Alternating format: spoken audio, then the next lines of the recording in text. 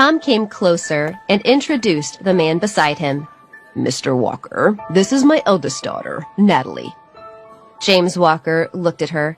With his hands behind his back, he laughed until wrinkles appeared at the corners of his eyes. "Mr. Davidson, you are so lucky. Both of your daughters are beautiful. I'm envious. You're too kind." On the other side of the room, Cheryl overheard Mr. Walker and quickly pulled Nick aside. "I'm not as beautiful as Natalie. I know I can't be compared to her." Natalie looked at her father's expression, which was now as calm as a spring breeze, and got a bad feeling in her stomach. She could tell that he was up to no good. "I only have 2 daughters," Tom coughed. "Now that my youngest has found happiness, it's time to worry about her sister's future." He turned and nodded to Natalie. "Natalie, talk to Mr. Walker, please." His fatherly expression made her feel nauseous. She finally understood why he had made her come back. It was because he wanted to introduce her to this man, this fat, greasy man who he obviously was trying to reel in. Seeing him in the same room as Nick made him look even worse. Until now, she had still had a sliver of hope that Tom might have called her back because he wanted to make up for what he had done to her. But now it seemed that was just wishful thinking. Tom had never felt that he owed her anything, and he had obviously never felt ashamed. Just then, a tall, powerful figure stepped into the hall and quickly became the focus of everyone's attention. But Natalie was still immersed in her own world and did not notice. "Sorry, I don't think I have anything to talk about with Mr. Walker," she smiled coldly. "I came to the party just like I said I would. If there's nothing else, then I'll be leaving." As she spoke, she put down the cup in her hand and got up to leave. "Natalie!" Cheryl let go of Nick's hand and came over to her father, pretending to be friendly. She reached out and grabbed Natalie's wrist. "Don't be angry. Daddy did this for your own good. All these years he's been worrying about your future." She almost managed to squeeze a tear from the corner of her eye.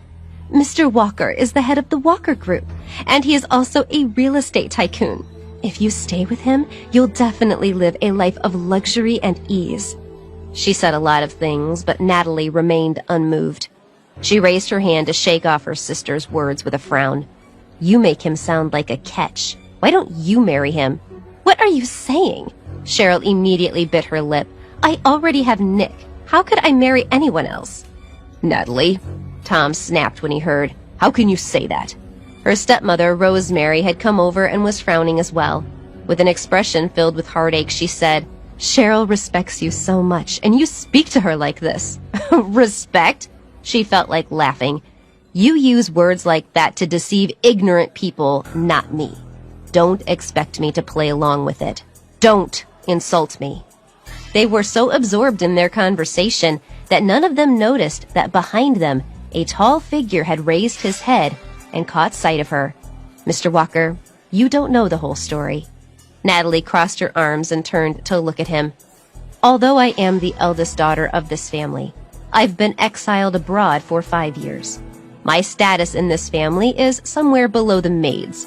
You won't get even the slightest benefit from me, so you might as well choose my younger sister. She's been spoiled and doted on all her life, unlike me. I also have a child, and everyone in Seattle knows about it. If you marry me, you'll only be insulting yourself." Natalie's words were decisive because she didn't have as many scruples as Tom. Since she wanted to cut off this relationship, why not do it cleanly? The moment she finished speaking, everyone's expressions changed. Tom and Rosemary's faces were filled with fear and awkwardness from having their lies exposed. The gathered guests all started to feel sorry for Natalie. "Huh, I didn't know they treated her like that. How could he do that? After all, she's his daughter, his own flesh and blood. As a father, how could he be so heartless?" "Mr. Davidson." Mr. Walker couldn't hold in his anger any longer. He looked at Tom and said with a forced smile, "You didn't tell me she had a child." "How could I possibly lie to you, Mr. Walker?" Tom was so anxious that he wanted to explain, but the truth had already come out. No matter what he tried now, it would be useless. Natalie had sacrificed her reputation to hurt him even more. There was no way out of it. Just as his scalp started to burn from worry, He suddenly heard a cold sneer behind him. When did the woman I've got my eye on become reduced to this? To being sold like a cheap toy? Everyone turned their attention to the person who had spoken. They saw a man walking over with steady steps. There was a playful smile on his face, and his eyes stared at Natalie like she was his prey. Enemies are always easy to find. He hadn't expected to meet this woman here. Don't let your excitement die! The full audio series is on the Pocket FM app. Tap the link in the description to install now.